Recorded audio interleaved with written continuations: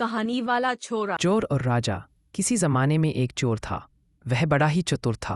लोगों का कहना था कि वह आदमी की आंखों का काजल तक उड़ा सकता था। एक दिन उस चोर ने सोचा कि जब तक वह राजधानी में नहीं जाएगा और अपना कर्तव्य नहीं दिखाएगी, तब तक चोरों के बीच उसकी धाक नहीं जमेगी। यह सोचकर वह राजधानी की ओर रवाना हुआ और वहां पहुंचकर उसने यह देखने के लिए नगर का चक्कर लगाया कि कहाँ क्या कर सकता है। उसने तय किया कि राजा के महल से अपना काम शुरू करेगा। राजा ने रात दिन महल की रखवाली के लिए बहुत से सिपाही तैनात कर रखे थे। बिना पकड़े गए परिंदा भी महल में नहीं घुस सकता था। महल में एक बहुत बड़ी घड़ियां लगी थी जो दिन रात का समय बताने के लिए घंटे बजाती रहती थी। चोर ने लोहे की कुछ कीलें इकट्ठी की और जब रात को घड़ी ने 12 बजाए तो घंटे की हर आवाज के साथ वह महल की दीवार में एक एक कील ठोकता गया। इस तरह बिना शोर किए उसने दीवार में 12 कीलें लगा दी। फिर उन्हें पकड़ पकड़ कर वह ऊपर चढ़ गया और महल में दाखिल हो गया। इसके बाद वह खजाने में गया और वहां से बहुत से हीरे चुरा लाया। अगले दिन जब चोरी का पता लगा तो मंत्रियों ने राजा को इसकी खबर दी। राजा बड़ा हैरान और नाराज हुआ। उसने मंत्रियों को आज्ञा दी कि शहर की सड़कों पर गश्त करने के लिए सिपाहियों की संख्या दूनी कर दी जाए और अगर रात के समय किसी को भी घूमते हुए पाया जाए तो उसे चोर समझकर गिरफ्तार कर लिया जाए। जिस समय दरबार में यह ऐलान हो रहा था, एक नागरिक के भेष में चोर मौजूद था। उसे सारी योजना की एक एक बात का पता चल गया। उसे फौरन यह भी मालूम हो गया कि कौन से 26 सिपाही शहर में गश्त के लिए चुने गए हैं। वह सफाई से घर गया और साधु का बाना धारण करके उन 2600 सिपाहियों की बीवियों से जाकर मिला। उनमें से हरेक इस बात के लिए उत्सुक थी कि उसकी पति ही चोर को पकड़े और राजा से इनाम ले। एक एक करके चोर उन सब के पास गया और उनके हाथ देख देख कर बताया कि वह रात उसके लिए बड़ी शुभ है। उसका पति की पोशाक में चोर उसके घर आएगा, लेकिन देखो चोर की अपने घर के अंदर मत आने देना, नहीं तो वह तुम्हें दबा लेगा। घर के सारे दरवाजे बंद कर लेना और भले ही वह पति की आवाज में बोलता सुनाई दे, उसके ऊपर जलता कोयला फेंकना। इसका नतीजा यह होगा कि चोर पकड़ में आ जाएगा। सारी स्त्रियां रात को चोर के आगमन के लिए तैयार हो गईं। अपने पतियों को उन्होंने इसकी जानकारी नहीं दी। इस बीच पति अपनी गश्त पर चले गए और सवेरे 4 बजे तक पहरा देते रहे। हालांकि अभी अंधेरा था, लेकिन उन्हें उस समय तक इधर उधर कोई भी दिखाई नहीं दिया, तो उन्होंने सोचा कि उस रात को चोर नहीं आएगा। यह फैसला किया। जो ही वे घर पहुंचे, स्त्रियों को संदेह हुआ और उन्होंने चोर की बताई कार्रवाई शुरू कर दी। पल वह हुआ कि सिपाही जल गए और बड़ी मुश्किल से अपनी स्त्रियों को विश्वास दिला पाए कि वे ही उनके असली पति हैं और उनके लिए दरवाज़ा खोल दिया जाए। सारे पतियों के जल जाने के कारण उन्हें अस्पताल ले जाया गया। दूसरे दिन राजा दरबार में आया तो उसे सारा हाल सुनाया गया। सुनकर राजा बहुत चिंतित हुआ और उसने कोतवाल को आदेश दिया कि वह स्वयं जाकर चोर पकड़े। उस रात कोतवाल ने तैयार होकर शहर का पहरा देना शुरू किया। जब वह एक गली में जा रहा था, चोर ने जवाब दिया, मैं चोर हूं। कोतवाल समझा कि लड़की उसके साथ मजाक कर रही है।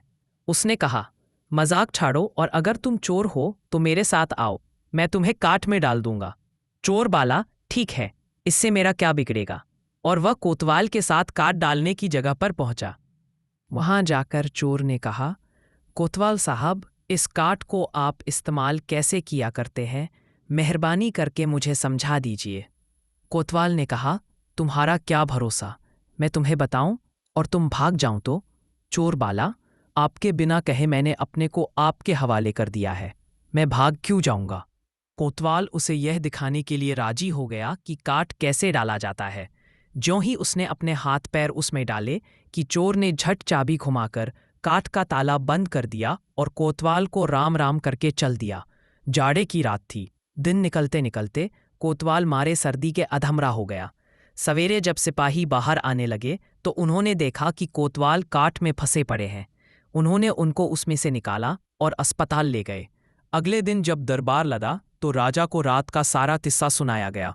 राजा इतना हैरान हुआ कि उसने उस रात चोर की निगरानी स्वयं करने का निश्चय किया। चोर उस समय दरबार में मौजूद था और सारी बातों को सुन रहा था। रात होने पर उसने साधु का भेष बनाया और नगर के सिरे पर एक पेड़ के नीचे धूनी जलाकर बैठ गया। राजा ने गश्त शुरू की और 2 बार साधु के सामने से गुजरा। तीसरी बार जब वह उधर आया तो उसने साधु से पूछा कि क्या इधर से किसी अजनबी आदमी को जाते उसने देखा है। साधु ने जवाब दिया कि वह तो अपने ध्यान में लगा था। अगर उसके पास से कोई निकला भी होगा तो उसे पता न हो। यदि आप चाहें तो मेरे पास बैठ जाइए और देखते रहिए कि कोई आता जाता है या नहीं। यह सुनकर राजा के दिमाग में एक बात आई और उसने फौरन तय किया कि साधु उसकी पोशाक पहनकर शहर का चक्कर लगाए और वह साधु के कपड़े पहनकर वहां चोर की तलाश में बैठे। आपस में काफ बहस मुबाहिसे और 2-3 बार इनकार करने के बाद आखिर चोर राजा की बात मानने को राजी हो गया और उन्होंने आपस में कपड़े बदल लिए। चोर तत्काल राजा के घोड़े पर सवार होकर महल में पहुंचा और राजा के सोने के कमरे में जाकर आराम से सो गया। बेचारा राजा साधु बना चोर को पकड़ने के लिए इंतजार करता रहा। सवेरे के कोई 4 बजने आए। राजा ने देखा कि न तो साधु लौटा और कोई आदमी या चोर उस रास्ते से गुजरा, तो उसने महल में लौट जाने का निश्चय किया। लेकिन जब वह महल के फाटक पर पहुंचा तो संतरियों ने सोचा, राजा तो पहले ही आ चुका है, हो न हो यह चोर है जो राजा बनकर महल में घुसना चाहता है। उन्होंने राजा को पकड़ लिया और काल कोठरी में डाल दिया। राजा ने शोर मचाया पर किसी ने भी उसकी बात न सुनी। दिन का उजाला होने पर काल कोठरी का पहरा देने वाले संतरी ने राजा का चेहरा पहचान लिया और मारे डर के थरथर कांपने लगा। वह राजा के पैरों पर गिर पड़ा। राजा ने सारे सिपाहियों को बुलाया और महल में गया। उधर चोर, जो रात भर राजा के रूप में महल में सोया था, सूरज की पहली किरण फूटते ही राजा की पोशाक में और उसी के घोड़े पर रफू चक्कर हो गया। अगले दिन जब राजा अपने दरबार में पहुंचा तो बहुत ही हतर्ष था। उसने ऐलान किया कि अगर चोर उसके सामने उपस्थित आ जाएगा तो उसे माफ कर दिया जाएगा और उसके खिलाफ कोई कार्रवाई नहीं की जाएगी, बल्कि उसकी चतुराई के लिए उसे इनाम भी मिलेगा।